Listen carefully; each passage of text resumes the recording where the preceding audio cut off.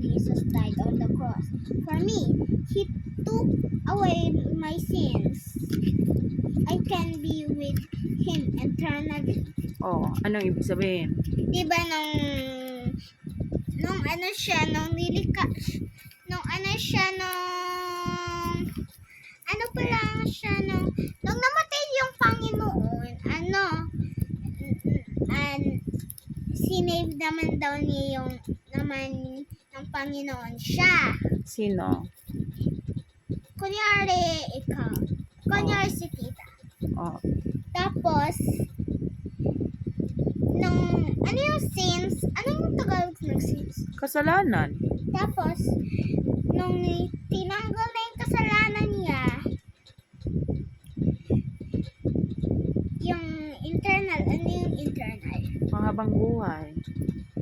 Eh di, binigyan na siya ng habang buhay. I can be with Him internally. Ganyan. Oh, makakasama na daw niya sino? Jesus!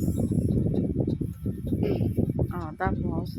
Dear God, a special prayer. Oh, Dear God, dear Jesus. Dear God, dapat kasi hindi ko maintindihan pag dear Jesus. oh. Pagpalitin ko na lang na dear God. Kasi hindi ko maintindihan kung dear Jesus. Ba't hindi maintindihan eh, same? Oh, Dear God, I thank for you for loving me so much that you died for my sins. oh, ano daw yung prayer na? Dear God, I thank you for loving.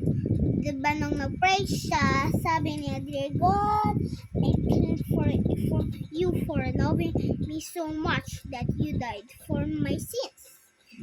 Sabi niya. Tapos dito naman, I accept you as I accept you as my savior. Please be my special friend.